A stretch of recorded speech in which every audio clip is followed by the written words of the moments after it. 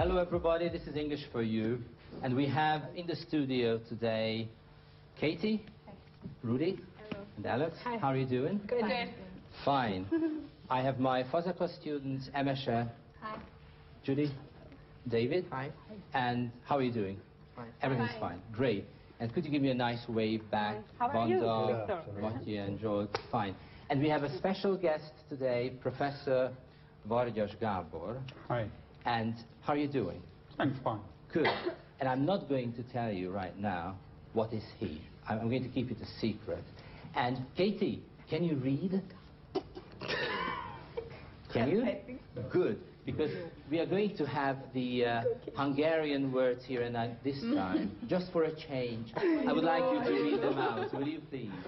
So we are going to have today's words, and you at the back, could you just listen to the words? And they are going to come up pretty soon. Oh my God. Yes. Okay. Kiállítás. Good. Next one. Száhagyi monari. Nearly. Szájhagyomány útján. But you've tried. The next one. Tárgyi emlék. Beautiful. Tárgyi emlék. Next one. Igen, ez... Yeah. You give it up. There's some case left. Yeah. But here's a short one. Bádog. Excellent. That was excellent. And the last one. Hullám. Hullámlemez. Okay. Yeah. Very, very, very nice words. Congratulations. You at the back. You at the back. Have you got any ideas? Yeah. Which one, Wanda? Exhibition. Exhibition. Wonderful. So you know you've got 1 point. That's it. Exhibition. Great. Right. Now I've got a couple of objects here, and I want you to have intelligent guesses. I asked my students to find objects which are very, very difficult to recognize. And here is the first one. I'm going to give it to you. Would you just try and think about what it was used for? And this is for you. Emesha, you're not going to say a word. And this is for you. You three. Would you just try and think about what they were used for? Okay, so first, you've got some ideas? Rudy, can I have this? Sure. And I want you to talk about this. What do you think it was? Katie, Alex, or Rudy? A horn. No idea? No. Absolutely no idea. No. The material? Plastic. Plastic? Okay, so we don't know what it is. Fine, you had no idea. Judy, what about you? Could I hold this? Of this one, yeah. Maybe they used to cut some kind of paper with it. I don't know. Okay. I'm going to give it back to you. And Matyi, it's your turn to shine your English a little. Sure, you had an idea. Zsiletpenge élező. Yeah. Sharpener. Razor sharpener. Razor sharpener. Okay, so, yeah, can I have it for a sec? David, what about Matyi's guess? It's right. It's absolutely right. This is a razor blade sharpener from the 1950s. It's an old-fashioned one. It was my grandfather's. Good. Right. Now here we have another object, and now you're going to learn the truth about this. So Judy. I will have to show it. Okay, fine. Then come up and... This is made of horn, and this is a gadget which is more than 150 years old. And they used to listen to pregnant mothers, the heartbeat of the little baby. So they used to just put it here and then listen to it, you know. They didn't have to touch this, just listen to the heartbeat. And you can hear it, you really can. Have you tried it? Not yet, but I will. Thank you very much. And the third object, Emesha, you owe an explanation. Yeah, that's right. I don't know how old it is, but Judy was right, because they used to cut the edges of a photo like this, and it makes it kind of zigzag, you know, like this. It's like this. Right. There are going to be 3 words on the board. And I want you, first, I'm going to ask your opinion about the difference of these words. Archaeology, anthropology, ethnography. What is the difference? Alex? No. Okay, archaeology is, we did that last time, didn't we? Yeah. Yeah, it's the study of, ancient civilizations using things that you find. And anthropology is the study of people and societies. And I have no idea what the last one is. Yes.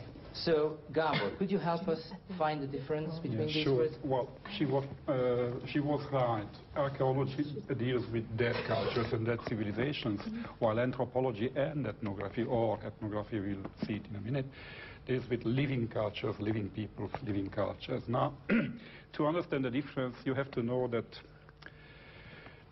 there is no, there is a difference of opinions, what one and the other word means.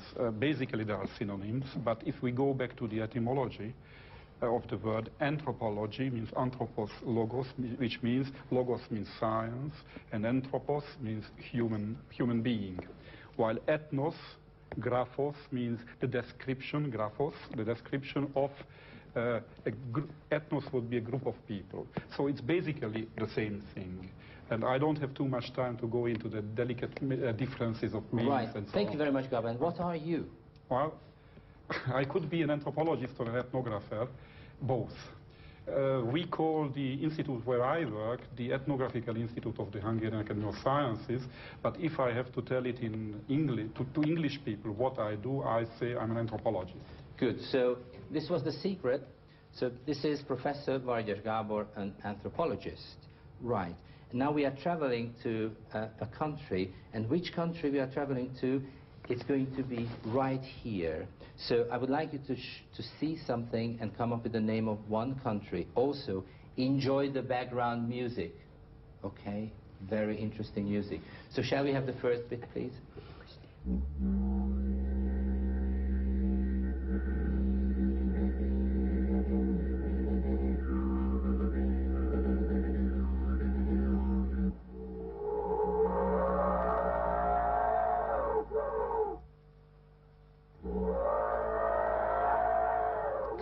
Very strange music in the background. But what is the continent? Australia. What is the country you would say?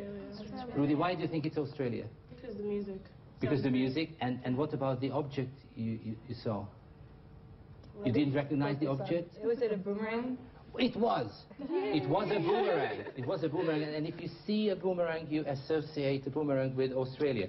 Now, a very special guest and a fantastic moment, because there is somebody inside the Hungarian television, András György, who can play this instrument. György, would you come in, please, and show this instrument? Right while he's coming in, I'm going to show you the name of this instrument, didgeridoo. That's the name, didgeridoo. And I would like to stand right under this and try to make it work. Right, please.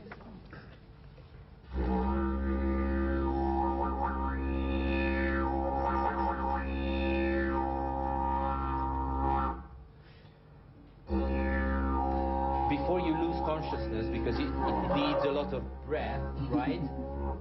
Thank you very much. Great. Thanks a lot.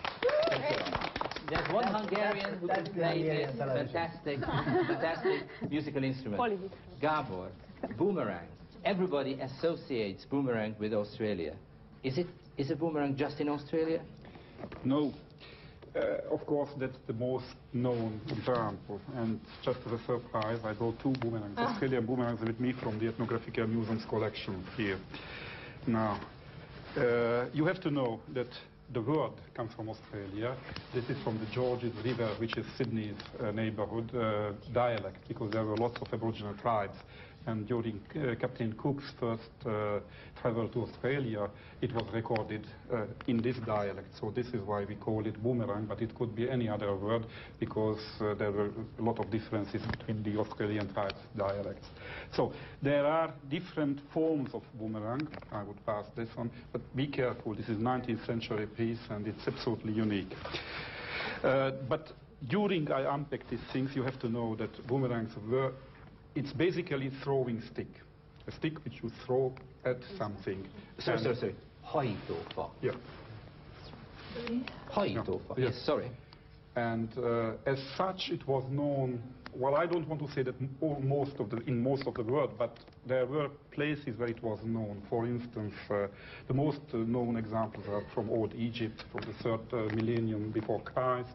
It was known not only in Australia, but in historic times in New Guinea, in Brazil, amongst the Pueblo Indians in the United States, southwest corner of the United States, in India, and so on. So it's an implement which is known all over the world, I would say, even if not very popular. Now, there is one special type of boomerang which is known only in Australia, which is the returning boomerang, and that one is probably a returning one, but we never dared to try it. So here is the continent, and we are going to travel to Adelaide, which is right here. Adelaide. Thank you. Yes, here we go. So we are going to travel to Adelaide, and there's going to be a fantastic exhibition. But first, we are going to have a look at the museum, the outside of the museum, right? And this is it. So we are going to go inside. This is South Australian Museum in Adelaide. Have you been there, by the way? No. No. I know all the other great Australian cities, but not Adelaide. Not Adelaide. Okay, so we are in the outside, and now we are going to go in. Rudy and Katie and Alex, how do technology and old culture meet in the museum? That's your task. My Fazekas student, meet Francesca Cubillo, curator of the museum. Where is she standing? Okay? Shall we have the first, please? Right.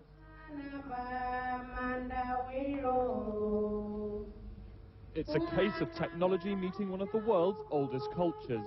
Traditions that have been passed down through thousands of years by word of mouth are now being passed on via CD-ROM. The new museum is a joint venture between the government and private enterprise. We're on the ground floor of our Aboriginal Cultures Gallery. We're here because this is the first day that we're opening with our new exhibition. Right. So, technology and ancient culture. Katie? Well, they're using CD-ROMs and interactive material to bring the old and incorporate it with the new in the museums. And in the good old days, traditions were passed down by word of mouth at the back, by word of mouth. But now they have CD-ROMs, right? And where was this woman standing? On the ground floor. Judy, please. On the ground floor, where they were opening a new exhibition. And what's the name of that specific new exhibition? Aboriginal. I don't know what. Yes, we are going to see it here. Can you make it out? Emesha, would you read it out, please? Australian Aboriginal Cultures Gallery. Say it again. Australian Aboriginal Cultures Gallery. Fine. Gabor, I've got two words here. Aboriginal people, that's one, and native people. Sometimes we say that native Indians, you have heard it, right? Native Indians. And sometimes we say Aboriginal people. So what's the difference? Well, basically there are synonyms. Both mean autochthonous people who were the original people, the original inhabitants of this piece of land. And for Australia, we use, I think this is by sheer chance, we use the word aboriginal, which means ab origine, which means from the olden times, from the origin of the world. So they are the first inhabitants of Australia, before the white people in the 18th century came to Australia. But it could be anything else. It could be autochthonous, or it could be native, or whatever. Right. For other parts of the world, we use more native. Native, but in Australia we usually use Aboriginal people. Yeah. Yes, I've got another card here, artifact. An old tool, an old weapon that was made a couple of years ago, a couple of decades ago, which has some historical revelation, something to do with our present time. Okay, that's an artifact. And the question is, for you, what do we learn about the museum's Aboriginal artifacts? And for you, you're going to meet another curator, Philip Clark. He's going to talk about a boomerang. What is so special about it, and what does it prove? So let's have the next bit. Adelaide lies on the fringe of the vast inland deserts of central and western Australia, and the museum has been collecting Aboriginal artefacts from the area for almost 150 years. More than 3,000 artefacts are on display, including some ancient examples of Aboriginal technology. Within the South Australian Museum we have the world's oldest boomerang, which came out of a peat bog in the southeast of South Australia, and archaeologists have estimated that it's about 10,000 years old. So it does show that Aboriginal people had a fairly sophisticated toolkit at least 10,000 years ago. Right. So, artifacts in the museum. What have you learned about it, Alex? There are 3,000 of them. And how long have they been collecting? Could you? No, I didn't hear that. You didn't hear that? Anybody? More than 150 years. And they have more than 3,000 artifacts in the museum. And your question was the boomerang. Who would like to answer this question? Judy, please. This is the oldest one in the world, and it proves that Aboriginal people had a very special and sophisticated toolkit over 10,000 years ago. Now, you are going to watch a couple of hat pieces, and it's going to be a competition among all of you, because under the masks, under the hat pieces, you can see pieces of writing, so they actually say what they are. And there are going to be 8 of them. How many of them you can remember, you can memorize? Right, so let's have, and again, some special music in the background.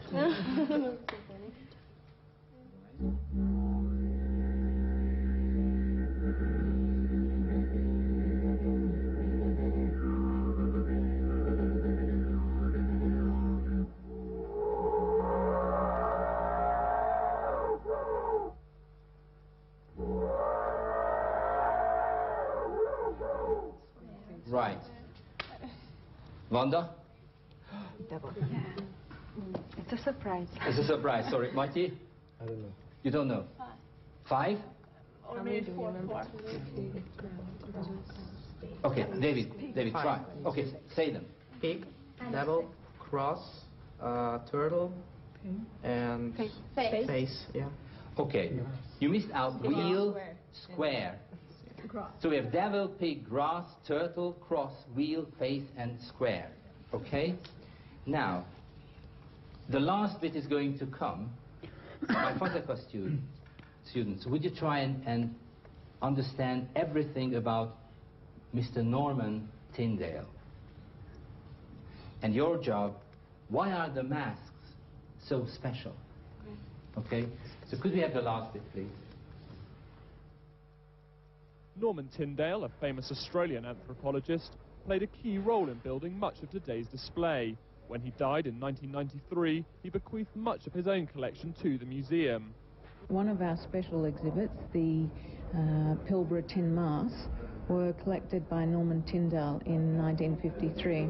We have 32 in our collection, and approximately 22 of them are on display. And these are really special because they're made out of kerosene tin and flattened bits of corrugated iron. They are cut in the shape of what would have initially been the more traditional style headpieces and masks from the region. Right, so Norman Tyndale. Emesha, please. He was a famous Australian anthropologist who died in 1993, and maybe he passed down a lot of valuable objects in the museum. Yeah, when somebody, well, you can say passed down from one generation to the other. When it's a person, you say he bequeathed much of the collection to the museum. Bequeathed. Right, absolutely wonderful. Thank you very much, Emesha. What's so special about these masks, Katie? Well, some of them are made of kerosene tin and corrugated iron, and also they've been reshaped from their original form, so they cut it out especially from the way it was originally made in the wood. So. Fantastic. So the material is tin. Mr. Norman Tyndale, how interesting. And we have corrugated iron, and tin. So you have the last 2 words, by the way. And they are modern materials, whereas the symbols are ancient. And let me turn to you. So what do you think about these objects, these masks, having modern material and referring to ancient times? Well, they are, as the curator said, they are absolutely unique pieces because Australian Aborigines generally don't use masks, very rare, and they are much rather headpieces, as they said. Now, what are they, in fact? To understand this, I have to, if I have 1 minute, I have to elaborate a little bit on the religion of the Australian Aborigines. Well, according to their conception and to the mythology of these people, there was a time before human people lived on the earth, and this is the time what they call with an Aboriginal word dream time. And during this dream time, there were heroes, ancestral heroes and ancestral beings who lived in the world just like human beings now. But these people, they were partly human and partly animal. And so the mythology tells us all the stories about them. This is not creation so much because the land was like it is today, but it's a little bit unshaped, unformed. And they traveled all around this land, and they hunted, they made a fireplace, they camped somewhere, and during this activity the whole world was transformed into what we know now. And then at the end of their activity, they simply withdrew themselves and changed into pieces of rock, of trees, or whatever, what is now the natural landscape. And everything which is there is their trace, bears their trace. Now, during the ceremonies, during the religious ceremonies, these people masked themselves into these ancestral beings. So, if in the mythical story there was a story about a pig or I don't know, an ant or whatever, which was the ancestral being, partly human, partly animal, then they put on these headpieces, which they called pig or ant or what, I don't remember what type of words were here, grass or whatever, and they played the role of these ancestral beings, bringing back those times which were pre-human times. And so what we see here is masks, or much rather headpieces, because mask is what covers, in fact, the face of the people. Well, I've got a couple of masks, by the way. So here we go. If you want to try it on. This is a typical mask, and I've got another one, and the third one would like to try on a mask. It's yours. Alex? Well, thanks. You're welcome. Now listen, the essential is that when you put on these masks, you embody these spiritual beings, which are superhuman, supernatural beings, and you become somebody else. You are not anymore Katie or Victor or Gabor, but you are that special, supernatural Katie, would you put it on, please? Let me have a look at you. Right. It's not Australian, definitely. I think it's a kind of bushel mask. Would you put it on, please? Yeah. Right. Look at Emesha, please. Right. And now Emesha's turn. Fantastic. Why is Australia so unique as far as anthropology is concerned? Well, for many reasons, but one of the reasons is that this is the only continent where during the, let's say, 18th century, when Australia's Aboriginal cultures were discovered by white people, this was the only continent which was living in what we call the Stone Age, technologically speaking. But we have to know, we have seen the examples that even by this relatively simple Stone Age technology, they had very sophisticated objects like the returning boomerang. But still, this is what we call the living Stone Age, and this is why there was so much important for anthropology. Thank you very much, Gabor. And I'm holding this boomerang. No, I'm not going to throw it. I'm not going to throw it. But again, let's come back to the words, what you have learned today. Katie, it's your turn again. Good. Majid? It's exhibition. I understand. Yeah. Exhibition. The next one? By word of mouth. Útján. Szájhagyomány útján. Matyi, have you got it? By word of mouth. Good. Tarki emlek. Good. Artifact. Everybody please, artifact. Artifact. Good. Szerzd meg. Szerszámkészlet. Toolkit. Okay, we have two more. Badog. Lucky. Tin. Tin, and the very last one. Hullamlemek. Hullamlemek. Corrugated iron. Corrugated iron. Corrugated iron. Thank you very much. What a Thank you very much for coming. Köszönjük, And see you Viktor. next week. Thanks a lot. Bye bye.